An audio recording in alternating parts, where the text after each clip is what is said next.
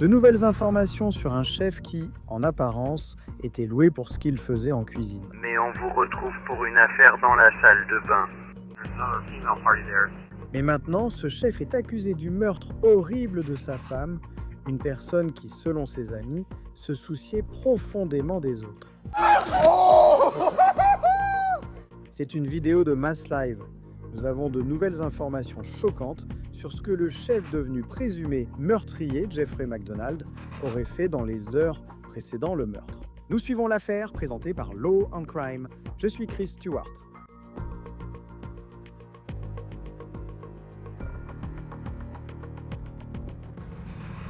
Si vous cherchiez le nom Jeffrey MacDonald et UMass avant le 22 avril, vous auriez probablement vu beaucoup de publications qui parlaient de ses qualités de chef, quelqu'un qui montrait la voie dans le monde de la restauration universitaire.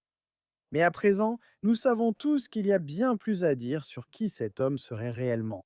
Et nous avons découvert pourquoi il se trouvait peut-être dans cet hôtel au départ. Et nous découvrons aussi plus d'informations sur la femme qui a été la victime dans cette histoire. L'épouse de Jeffrey MacDonald, la femme qui l'aurait tué. Elle aurait confié à son amie, dans les jours précédant le meurtre, certaines inquiétudes qu'elle aurait eues au sujet de son mari. La victime s'appelle Emma MacDonald et c'est une personne qui mérite beaucoup d'attention pour la vie qu'elle a menée. Elle laisse derrière elle sa fille, encore jeune, et 2 chiens qu'elle aimait profondément. Ses amis affirment que c'était une femme incroyable. Nous évoquerons les efforts en cours pour obtenir justice pour elle. Maintenant, l'homme accusé de l'avoir tuée, en apparence, encore une fois, était quelqu'un qui, à bien des égards, était mis sur un piédestal. Et c'était ce chef primé parce qu'il était l'un des responsables de la restauration sur le campus à l'UMass. Et franchement, il était un peu un argument de recrutement pour l'université. Allez sur le Princeton Review, regardez ça. Vous verrez les meilleurs endroits du pays pour la restauration universitaire.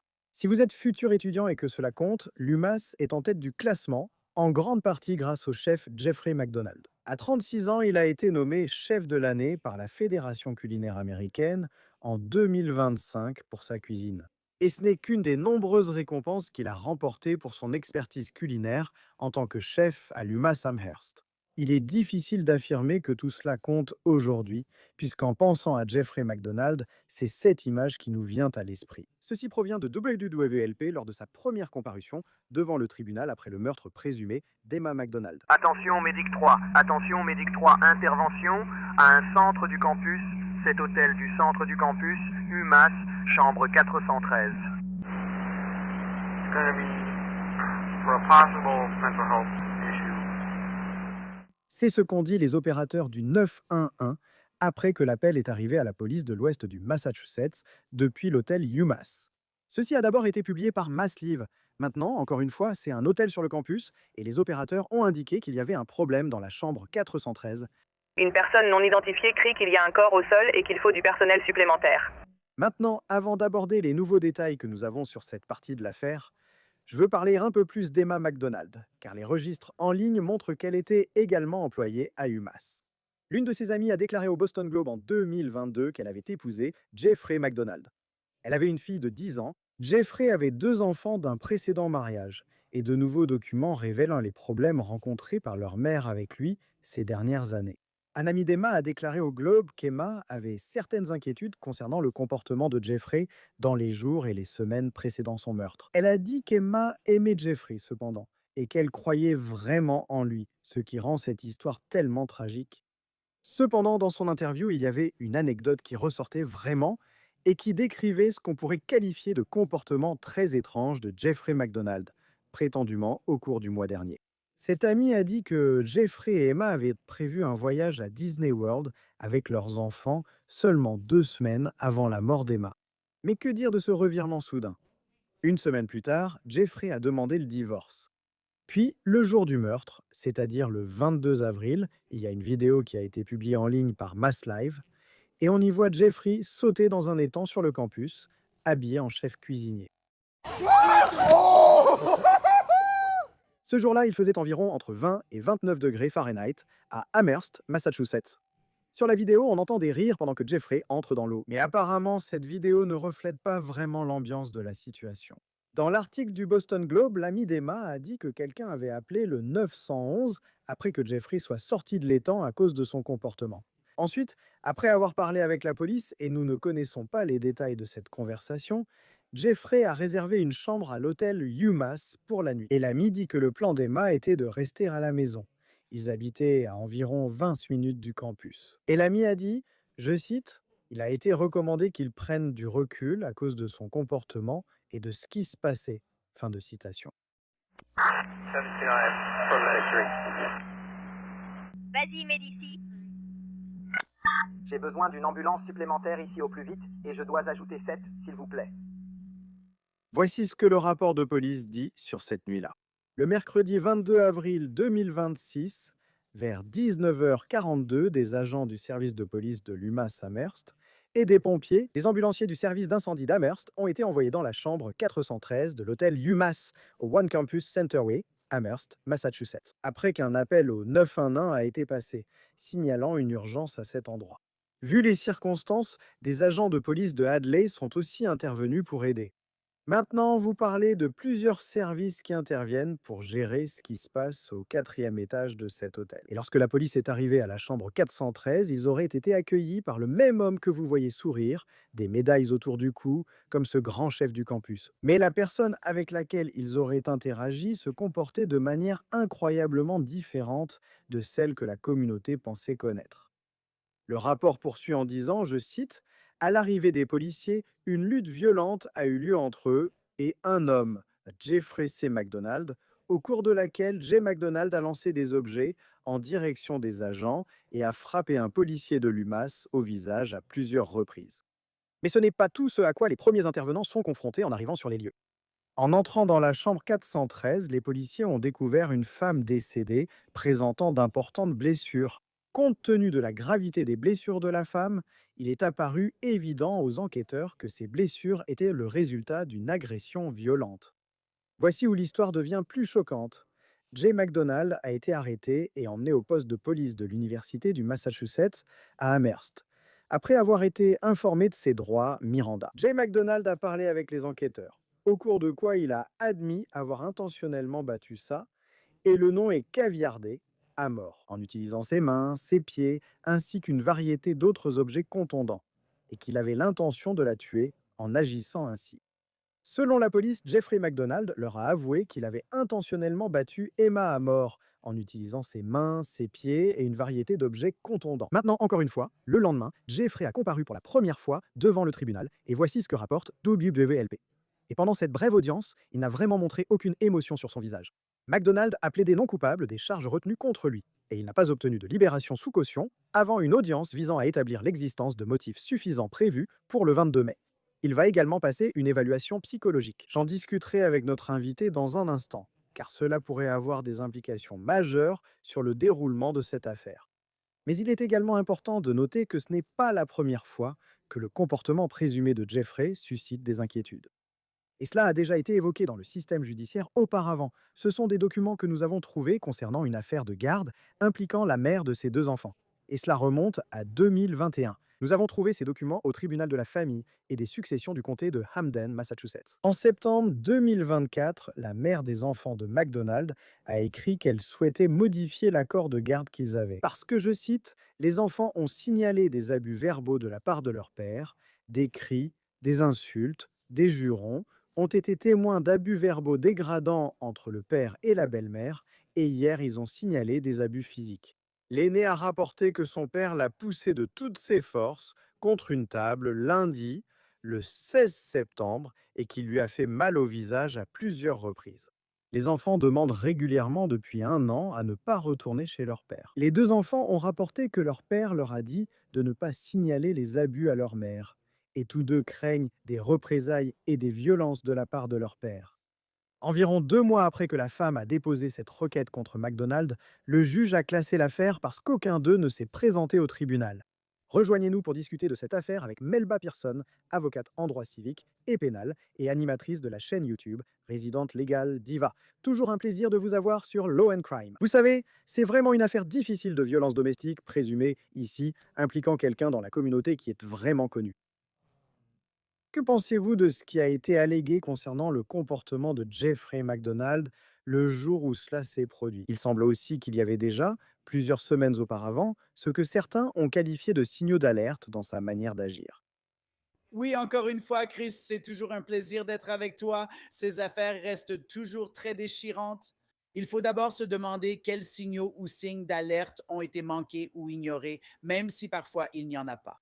Dans ce cas précis, il semble que dans les semaines précédentes, et je dis cela avec prudence, et je vais t'expliquer pourquoi dans un instant, il semble effectivement qu'il faisait presque une crise psychologique vu son comportement et plongé dans un étang glacé, tu sais, que ce soit la veille ou le matin du meurtre. Donc, il avait clairement des problèmes psychologiques, on dirait. Ça aurait pu être un trouble de santé mentale non diagnostiqué ou simplement un craquage dû au stress. Qui sait? Mais je veux être très clair sur un point. Deux choses peuvent être vraies. En même temps, on peut avoir une maladie mentale et ne pas être une personne abusive. Et on peut avoir une maladie mentale et être une personne abusive. Et les deux n'ont presque rien à voir l'un avec l'autre, n'est-ce pas? Parce que tout dépend de l'état d'esprit et de la façon dont on perçoit la relation. Si tu considères ton partenaire comme une possession, la santé mentale n'a rien à voir avec ça, n'est-ce pas? C'est juste que tu as naturellement cet état d'esprit qui te pousse à agir de façon violente. De nombreuses personnes bipolaires ou schizophrènes ne nuisent pas à leur partenaire. Je ne veux pas toujours. Il est facile de simplifier à l'excès un cas de violence domestique, car on cherche tous à comprendre et c'est horrible. On a vite fait de partir sur cette explication. Oh, la personne a un problème de santé mentale, vous savez, un trouble de santé mentale. La réaction ne devrait pas être automatique. Cela peut être vrai, mais examinons aussi l'état d'esprit général et les problèmes de société qui alimentent les violences conjugales, au lieu de simplement classer cela rapidement dans la catégorie de la santé mentale sans aller plus loin. Je pense aussi que c'est un excellent point. Beaucoup vivent avec un trouble bipolaire ou une schizophrénie, qui sont des troubles mentaux parfois très dangereux. Nous l'avons clairement constaté dans les histoires que nous couvrons. Mais il y a beaucoup de personnes dont on n'entend jamais parler, et qui mènent une vie tout à fait normale, et qui ne se retrouvent pas dans une situation comme celle de Jeffrey MacDonald actuellement. Et je ne sais pas s'il a reçu un diagnostic de santé mentale, mais il passerait apparemment une évaluation psychologique. Qu'est-ce que cela pourrait potentiellement révéler? Quel impact cela a-t-il sur l'affaire à laquelle il fait face, sur le plan judiciaire? Eh bien, tout d'abord, ils doivent déterminer s'il est apte ou non à être jugé. Il doit être capable, la norme étant de participer utilement à sa défense. Donc, je vais donner un exemple hypothétique qui sera simplifié à l'extrême, mais j'espère que cela fera passer le message. C'est essentiellement si vous êtes dans une situation où vous dites les Martiens arrivent demain. Vous n'êtes clairement pas dans un état d'esprit ni dans une disposition mentale qui vous permettrait d'avoir une vraie discussion avec votre avocat de la défense sur la stratégie à adopter, comme dois-je témoigner, ne dois-je pas témoigner? Si l'avocat de la défense, vous montre certaines des preuves que l'accusation a contre vous, pouvez-vous au moins comprendre, au moins dans les grandes lignes, ce qui est dit et dire, d'accord, je comprends, je ne veux pas témoigner ou je conteste cela pour telle raison ou j'ai un autre témoin. Vous savez, cette discussion est très importante pour qu'un avocat de la défense puisse préparer un dossier et être en mesure de vous représenter efficacement devant le tribunal. Donc, l'évaluation va être cruciale pour déterminer s'il est vraiment apte à être jugé. S'il ne l'est pas, il irait probablement dans un établissement où il recevrait des soins.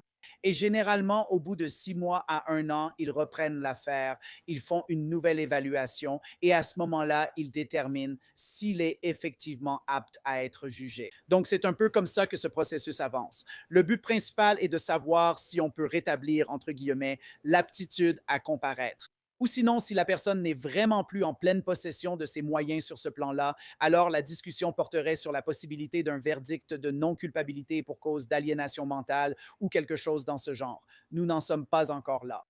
Mais avant tout, est-il apte à être jugé? Ensuite, s'il est apte à être jugé, a-t-il un problème de santé mentale? Souffre-t-il de schizophrénie, de troubles bipolaires ou autre chose? Si c'est le cas, très bien, mettons-le sous traitement. Ainsi, il pourra de nouveau être lucide et participer activement à sa défense. Donc, tous ces éléments entrent en jeu aussi bien dans la stratégie de la défense que dans celle de l'accusation. Et je pense que c'est un autre bon point. Le fait que quelqu'un ne soit pas apte à comparaître ne signifie pas forcément que ce sera toujours le cas. Ce n'est pas, vous savez, lorsqu'une personne est déclarée pénalement irresponsable pour cause de trouble mental, c'est très différent d'une personne jugée inapte à comparaître. C'est exact. Être pénalement irresponsable pour cause de trouble mental signifie que la personne est dans un état mental bien trop altéré. Il n'y a pas, ça ne change rien si vous leur donnez des médicaments pendant 6 mois, 1 an, 2 ans, ils ne vont pas revenir à la normale aussi facilement. Et ces cas-là sont plus rares qu'on ne le pense. Donc, en général, les gens peuvent retrouver leur capacité à être jugés parce qu'il arrive parfois qu'il y ait un trouble de santé mentale non diagnostiqué. Et si c'est le cas, d'accord, on les met sous traitement. Et en quelques mois, vous savez, ils retrouvent l'état dans lequel ils doivent être. Mais si quelqu'un est vraiment dans un état mental trop altéré, autrefois on l'envoyait en hôpital psychiatrique, n'est-ce pas?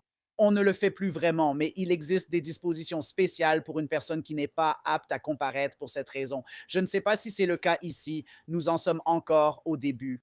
Nous devons voir ce que dit l'évaluation et nous devons voir ce que le juge décidera en conséquence. Et encore une fois, cela pourrait être une situation où ils sont évalués par 3 médecins parce que, encore une fois, vous savez, la défense va avoir ses propres experts auxquels elle aime envoyer ses clients et l'accusation va avoir quelqu'un qu'elle considère comme non, c'est l'expert qu'il nous faut. Et ensuite, le tribunal pourrait dire, vous savez quoi, je souhaite solliciter cette personne que je considère la plus neutre. Elle analyse les 3 rapports et décide si quelqu'un est apte à subir son procès, si c'est vraiment un problème.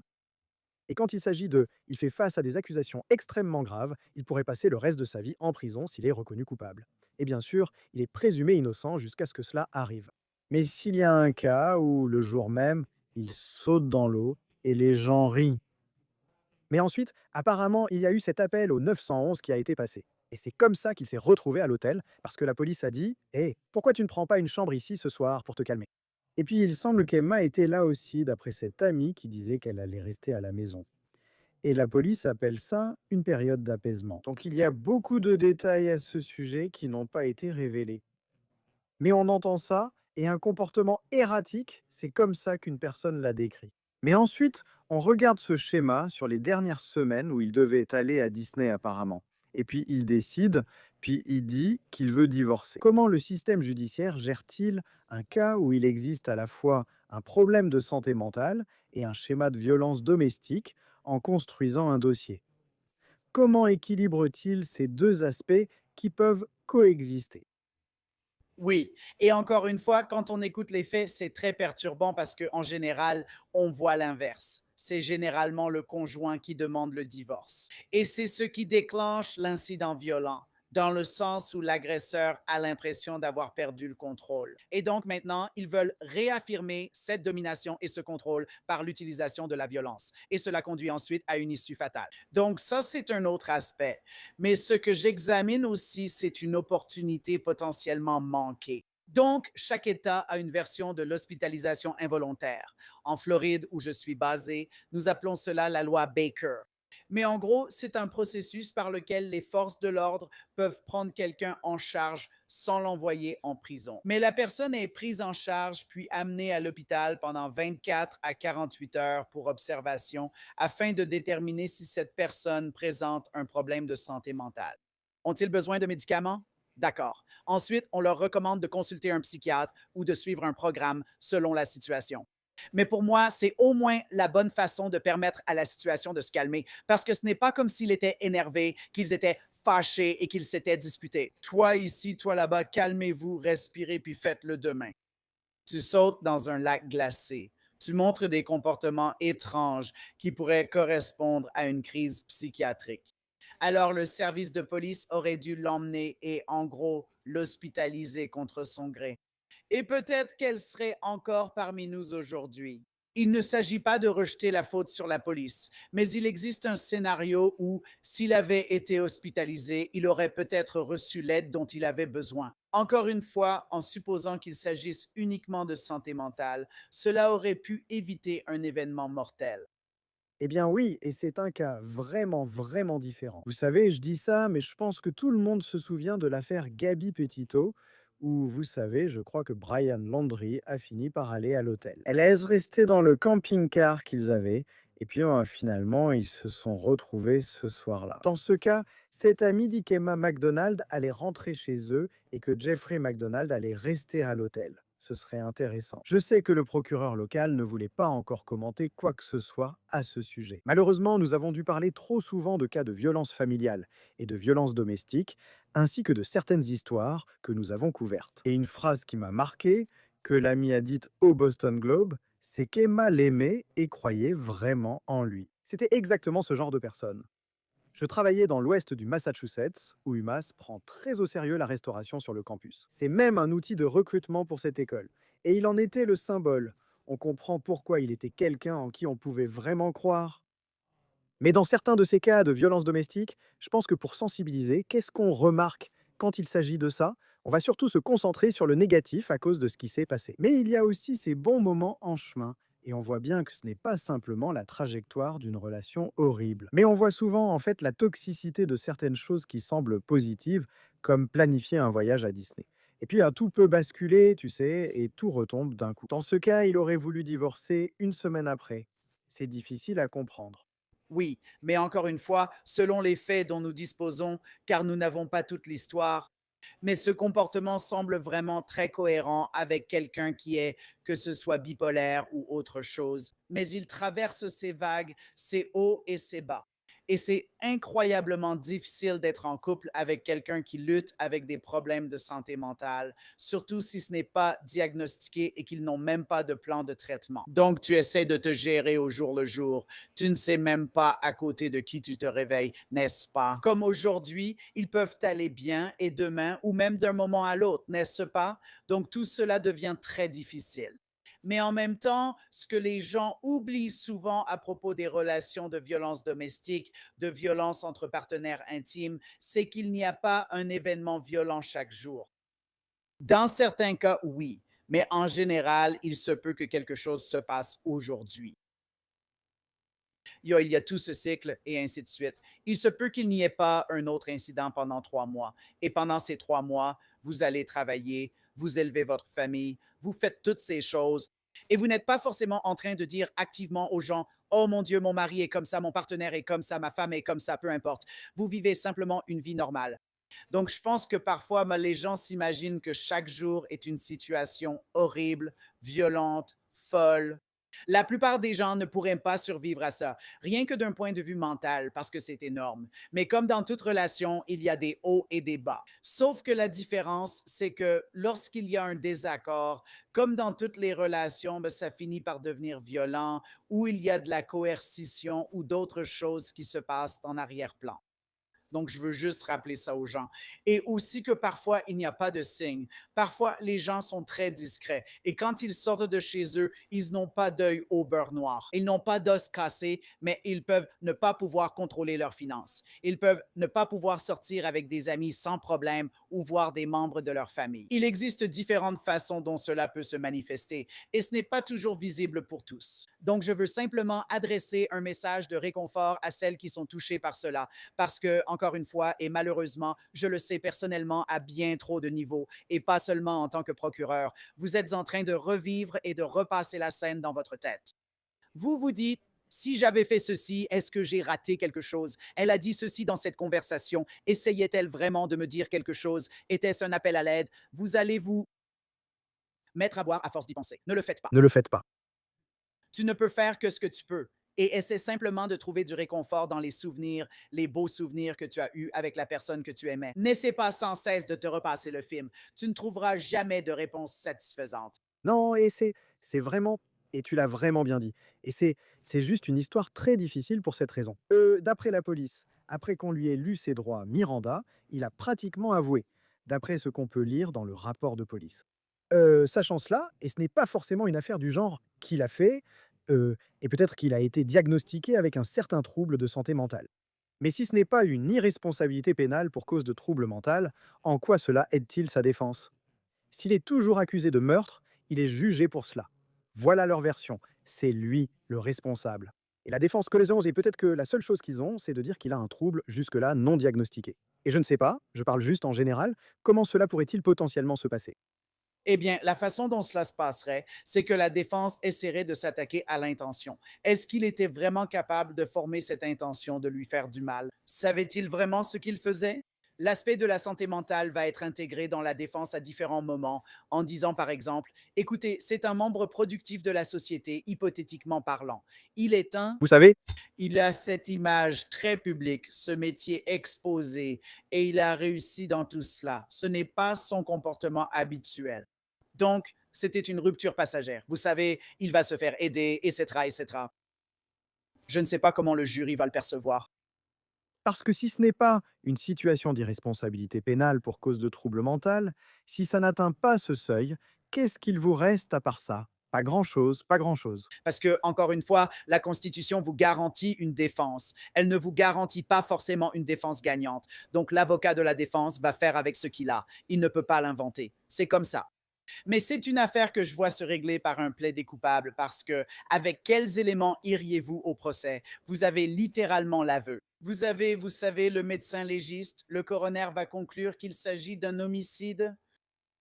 Vous avez les preuves de la chambre d'hôtel, les témoins du comportement étrange, la vidéo où on le voit sauter dans l'étang, tout cela. Je ne vois pas de scénario où il pourra aller au procès et d'une manière ou d'une autre l'emporter. Donc, je pense que cela va probablement se régler par un plaidé coupable.